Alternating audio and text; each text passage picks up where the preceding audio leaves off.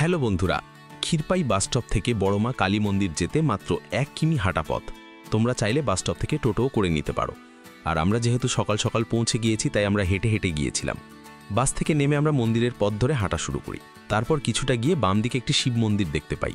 সেখানে গিয়ে দেখি মন্দিরটি বন্ধ ছিল, তাই আমরা প্রণাম করে সেখান থেকে বেরিয়ে বড় মায়ের কাছে যাওয়ার জন্য হাঁটতে থাকি। আর রাস্তায় প্রভুভক্ত প্রাণীর সাথে দেখা, ওদের বিস্কুট খাইয়ে দিলাম। তারপর আরও কিছুটা এসে নিয়ে একটি চৌরাস্তা পেলাম, কিন্তু বড়মার কাছে আসার জন্য ডান দিকের রাস্তা ধরলাম। তারপর একটা বোর্ডে দেখতে পেলাম লেখা আছে বড়মা মন্দিরে ভেতরে যাওয়ার রাস্তা। মন্দির পাশেই আছে, কিন্তু আমরা স্নান না করে ঢুকবো না, তাই আমরা চলে গেলাম নদীতে স্নান করার জন্য। আমরা স্নান কমপ্লিট করে নদী থেকে রাস্তায় উঠতেই বজরঙ্গবলীর মন্দির দেখতে পেলাম। তারপর আমরা বড়মার কাছে যাচ্ছি পুজো করতে। ফাইনালি আমরা মন্দির প্রবেশ করছি। মন্দিরে ঢুকতেই হাত পা ধোয়ার কল। আমরা হাত পা ধুইয়ে মায়ের পুজোর জন্য যা সামগ্রী লাগে নিলাম। 50 টাকা করে নেয়। তবে আর 5টা মন্দিরের থেকে এখানের মন্দির অনেকটাই আলাদা। মার্বেল বা ইমানতের গায়ে কোনো নকশা নেই। ইটের গাঁথুনির ওপরে টিনের ছাউনি, গায়ে সিমেন্টের প্লাস্টার, ব্যাস ওইটুকুই। সামনে কয়েকটা ঘণ্টা ঝোলানো। মন্দিরের ভিতরে পায়রা উঠছে। ঢুকেই মা কালীর বিশাল মূর্তি, উচ্চতা প্রায় 45 ফুট।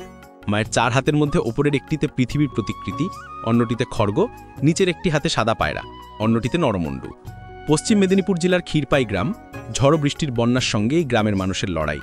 গ্রামের এক প্রান্তে রয়েছে মা কালীর মন্দির, সবাই বড় মা বলেই ডাকেন। এই মন্দিরে পুজো করার জন্য আলাদা করে পুরোহিত নেই, ভক্তরাই সেই ভূমিকা পালন করেন। ইচ্ছে হলে মায়ের জন্য প্রসাদ রেখে বাকিটা নিয়ে যেতে পারেন ভক্ত। তবে প্রতি অমাবস্যার দিন পুরোহিতে সেখানে পুজো করে যান। বাকি দিনগুলিতে ভক্তরাই শেষ কথা। মন্দির চত্বরে আরও একটি ছোট মন্দির রয়েছে, যা ছোট মা নামে পরিচিত। আজকের ব্লগ ভিডিও এই পর্যন্তই। দেখা হচ্ছে নেক্সট ভিডিওতে। ভালো লাগলে লাইক, কমেন্ট, শেয়ার এবং সাবস্ক্রাইব করতে ভুলবেন না বন্ধুরা। Bye bye.